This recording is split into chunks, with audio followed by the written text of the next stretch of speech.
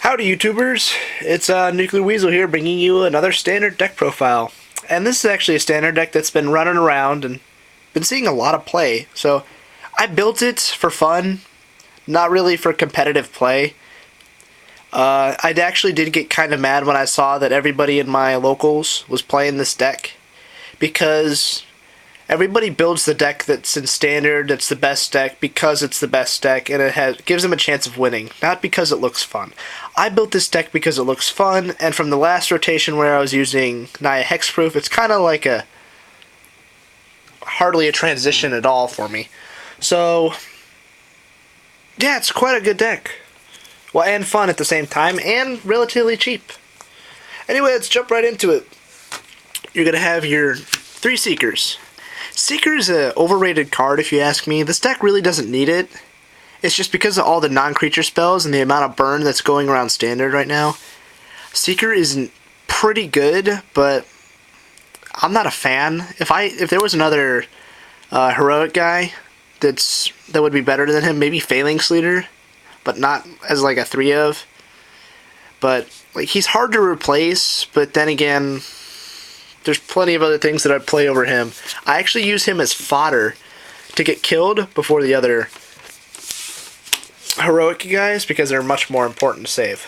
Like, Favorite Hoplite, the only 1-drop in the deck. So it gets kind of awkward when you have a whole bunch of 2-drops in hand. But with this, you're able to turn 1, play this, and really not a whole lot of decks are playing Magma Spray mainboard.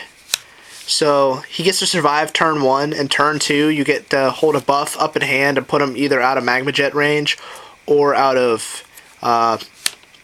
Lightning Strike range, which is the most key thing, is to have him last till turn 2.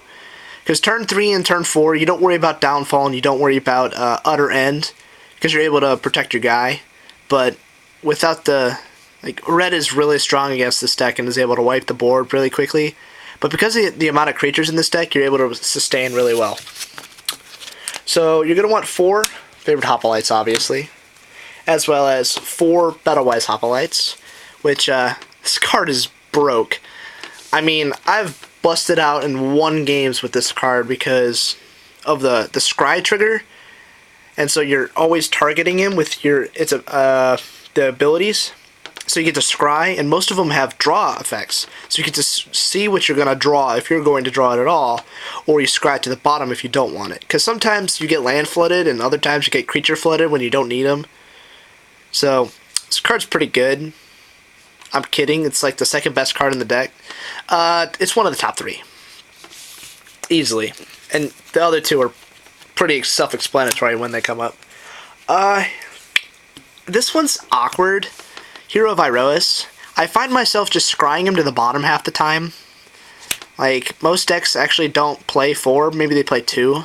I play 4 because, well, I picked him up because, you know, the heroic ability, and nothing quite describes throwing down 2 enchantments onto one dude for 2 instead of 4. So he's getting 2 buffs, and like if they're both ordeals, you're swinging, and he's getting another 2 buffs, and then 2 triggers. So, like, Hero's really, really good. It's just half the time I find myself scrying him away, or throwing him underneath a Magma Jet or Lightning Strike, only to save the Battle-Wise or the Favorite Hoplite. So yeah, Hero's good, but there are better cards. And easily one of the best cards in the deck, Heliod's Pilgrim. People are calling this the new Stoneforge Mystic, because it's insane. You go and play this, and then you search out the answer for what's on the board. You're dealing with the Stormbreath Dragon? Well, I mean, you just, considering they're all white, so you don't want to go into Stratus Walk, it just gets blocked. But Aqueous Form is really the main trump card of this deck. Oh man, I'm gonna get hell for that. No, it's not. The best card of the deck is obviously Ordeal of Heliod, and I find myself just playing this sometimes when I have no board presence, just to get an Ordeal of Thassa, not Heliod. Gonna get hell for that too. Yeah, Ordeal of Thassa, easily the best card in the deck. It is the best card in the deck.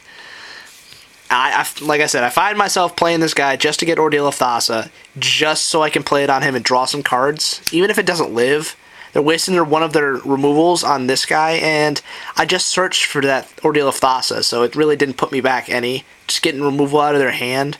And it kind of stops me from drawing cards, but I'm safe for the most part.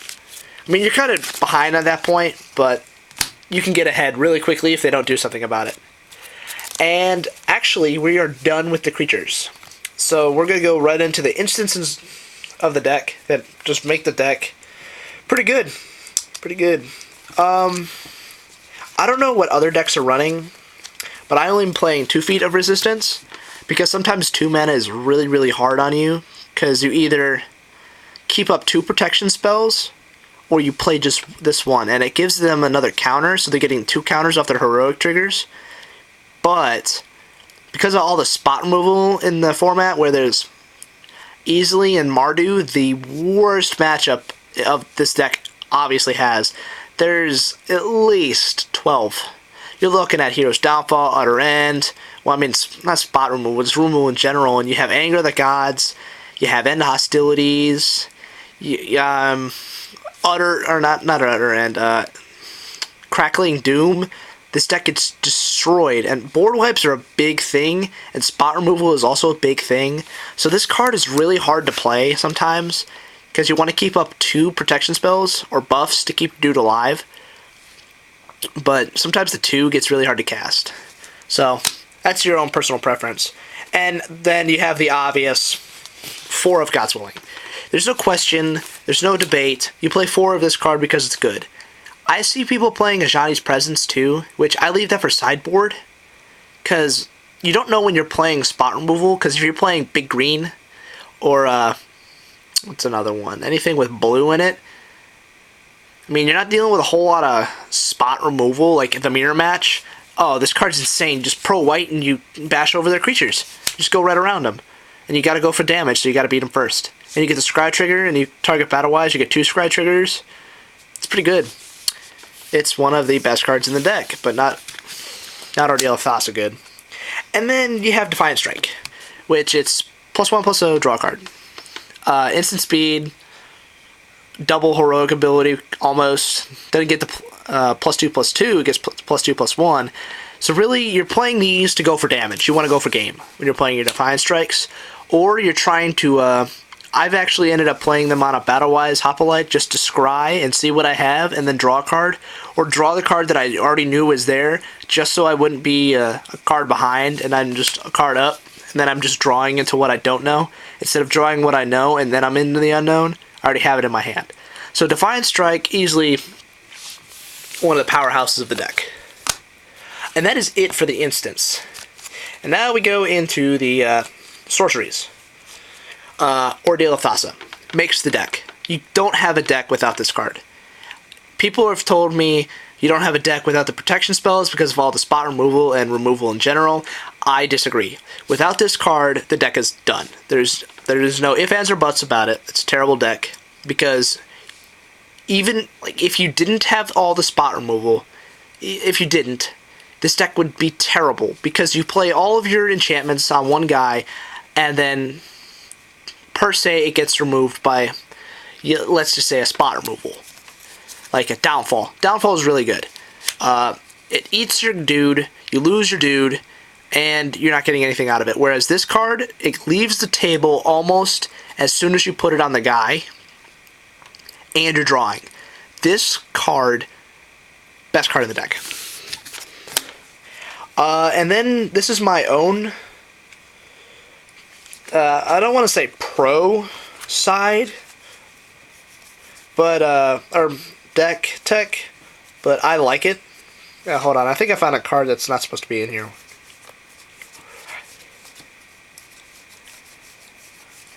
Oh, I guess it is. Double Aqueous Form. I really like Aqueous Form. Easily the best enchantment of the deck, second only to Ordeal of Thassa. Because nothing quite describes getting around all the big creatures that are in Standard right now, and getting the Scry off of it, and getting a Heroic trigger off of it. great. I mean, I've thrown them on an Ordeal of Heliod just to scry and set up my next couple plays. So, pretty good. I actually forgot I put this in, but a second Stratuswalk. Most decks are, they're playing Eidolon, and I do not like Eidolon whatsoever, period. It's either a 4-cost bestow or a 3-drop creature that doesn't help in any way, only on itself. So, whereas you have a Heliod's Pilgrim and then you Stoneforge your way into victory, you have a big dude that just gets eaten by Abzan Charm and other cards that they're running rampant in Standard. So giving your creature flying, which the only flying creatures you ever need to worry about are Storm Breath and Hornet Queen, which you have your pro cards for. So you're already plussing off of that. And you get to draw a card. So, bonus. So, I mean, I took out the, I was running Treasure Cruise main board, but half the time I ended up with it in my hand, and it was a dead card some of the time, and most of the time it just won me the game, but other times it was dead card in hand, and I don't want that. And then the one of Ordeal of Heliod, if you're ever looking back on life. I mean, you don't need to play Ordeal of Heliod. Everybody prefers, though. It's like a one of Batterskull with your Stoneforge. You just search it out when you can, instead of your Jite, or a one of Jite instead of Batterskull.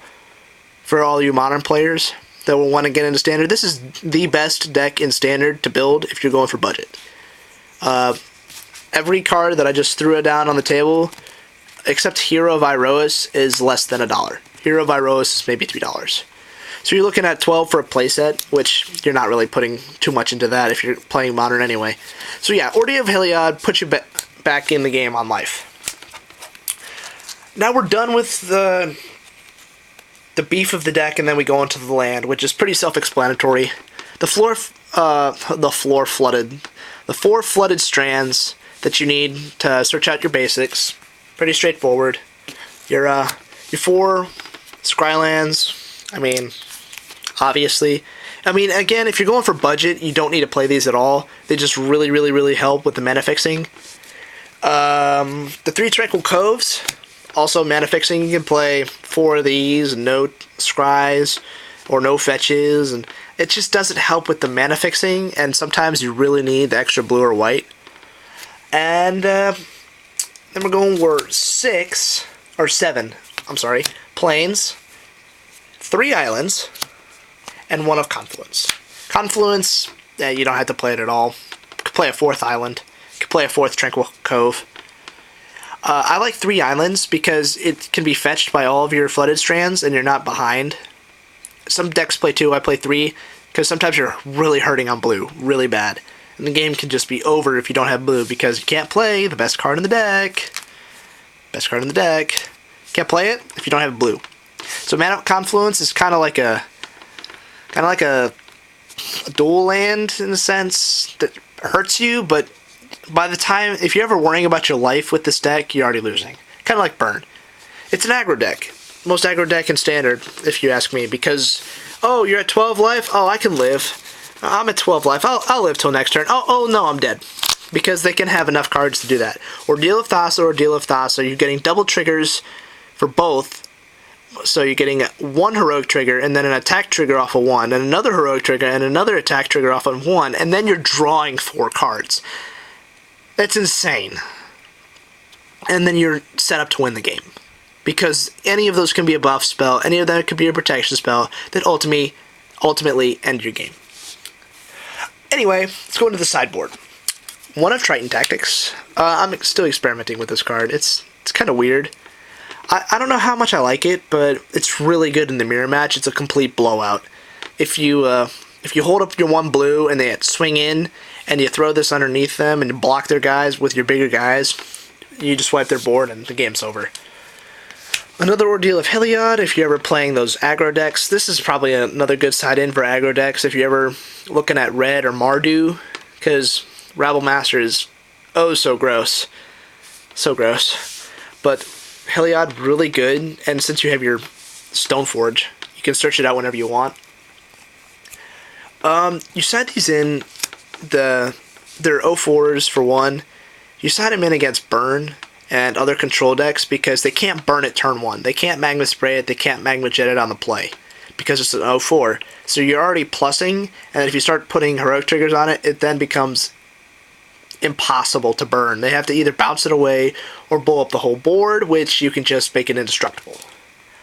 Another new card I haven't quite tested with yet is Glare of Heresy. Insane in the mirror match, insane in the Abzan match, insane in the Jeskai match, because you're only dealing with like Elspeths and all of that, so you're exiling things. So if it ever lands, you're not really having to worry about swinging in damage at Elspeth. You can just get rid of her right off the bat, or the one token that's left behind that's going to win you the game. I don't know. I haven't quite played with it yet, so we'll see.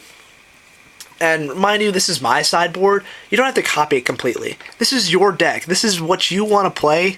Build whatever you want. Put whatever you want in it. Hell, throw a Liliana of the Veil or Vest in it and throw people the fuck off. Play 2 Mana Confluence just so you can play that and tutor yourself a Ordeal of Thought. So I guarantee you no one will see it coming. Back into reality. Treasure Cruise. You sided in against control decks in Mardu because I'm just gonna say Dega. Yeah, that's Dega. Because you're running through a lot of your cards really fast, and removal is a thing, so you kind of want to recover from it. So playing this will get you back in the game. Crackling Doom is just insane. 3 of Ajani's Presence because you're scared of spot removal. And Ajani's Presence is oh so good. Another card kind of switched at last minute is Stubborn Denial. A lot of the times you can't really beat an End Hostilities or a what's his name? Stormbreath Dragon. So you gotta counter it when you got the chance, because really if your creatures are bigger than 4, guarantee it. Two targets, they're already 4 or bigger. So Stubborn Denial is almost always castable. It's just I don't quite see the good in bringing it in. I mean, it does counter Treasure Cruise and it does counter Dig Through Time, 2 of the biggest cards in Standard. So I guess it's alright. Oh, it's pay 1, not over 4. That's never mind. That card's just good. Can counter it. The way I describe these 2 cards as Erase, you ultimately die to Banishing Light and Suspension Field, so you want to bring these in. Erase, and Mortal Obstinacy, I guess. It's basically an erase on a stick that can be tutored for, or not tutored for, forged for, and it gets a buff, and it gets an enchantment buff itself. So really, your erases are to get rid of things like Whip of Erebos, because Green-Black Reanimator is the deck, regardless of what people tell you. Whipping back a Hornet Queen is just oh so powerful. And, yeah, getting rid of the enchantments that eat your guys, and the Mirror Match. The Mirror Match, sided in. Easily. Glare of Heresy, you're out of stakes. And since you're not playing against any spot removal in the Mirror Match, you just keep your Ajani's Presence in. Or out. Train Tactics, Stubborn Denial, because you're always playing with your mana. You're always tapping out to win. If you don't tap out, you're not going to win. Anyway, that's the deck. I hope you enjoyed it. If you guys think of any other things I can throw in this, please let me know. I'm always open to constructive criticism. And I will try to look at your point. Anyway, thank you for watching. Please rate and subscribe, and look in time to time, because I do eventually post sometimes. Anyway, thank you for watching. Peace out.